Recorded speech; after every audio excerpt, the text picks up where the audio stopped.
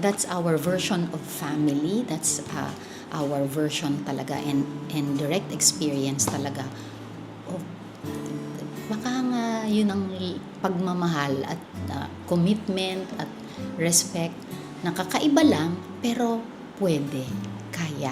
Marami akong mga nagsasabi sa akin, siguro, hindi, siguro, gusto mo paano, mahal mo pa, parang ako, hindi ko di naman dinideny because, it's a different kind of love lang. Yung hindi na siya romantic. So, syempre, wala naman akong expectation na babalik yun. So, but why do you still do it?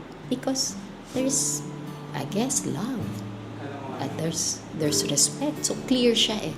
So, wala siyang tumpik-tumpik na, ay, sumasobra na itong ginagawa ko. Walang ganun. Kasi siya yung tatay ni Jamie. Siya yung taong I decided to get married to. So, forever family. Inilagaan ninyo mag-ina si Samboy Lim noong 2014. Ano? 2014. 2014. Mabigat ba that responsibility together? Ay, mabigat kasi unang-una malungkot dahil kahit na he survived the heart attack, hindi naman niya na-recover ang maraming faculties. Parang na-survive niya pero somehow nawala na rin siya. May nawala na hindi mo na marirecover. So alam ko noon na hindi ko na siya makakausap. Hindi na siya makakausap ni Jamie. Hindi na niya magawa yung pagiging tatay kay Jamie. So yun talagang yun ang mabigat. I am a karate girl.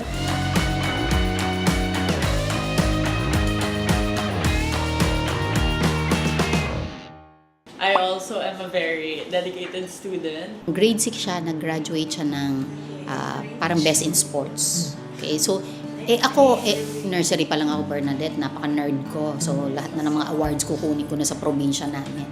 So sabi ko, ay, parang hindi yata. Kasi si Attorney Perbarado, sumusuma cum laude lang naman. Summa cum laude ka, yes, no? Philosophy. Nag-valedictorian ng College of Social Sciences and Philosophy. So, 30 years after, so Jamie then graduates from UP Diliman, BS Mathematics, summa cum laude, and valedictorian of the College of Science. Level! Grabe, yung goosebumps. Namana sa tatay kasi best in sports, best in karate. So, okay, high school, umasenso, naging with honors, best in sports. And then, she studied BS Mathematics. So, mga first year niya, the first 2 semesters, pinapakita sa akin yung grades. Uno-uno, sabi ko, baka nakakatsamba to So, baka first year lang, hindi ko pa pinamamalita, baka magka-pressure. And then, na-maintain niya. And then, sabi niya, Mom, yung transcript of grades mo, nasa phone ko. Tinitingnan ko lang. Kasi, lagi ko daw nababanggit sa kanya na, alam mo, Mom, sinasabi mo lagi, yung summa cum laude, dala mo buong buhay. And then, 4th year, summa cum laude, sabi niya, Mom, mas mataas yung average ko kesa sa'yo. Sabi ko, yeah, siyempre naman, anak, improvement of the race.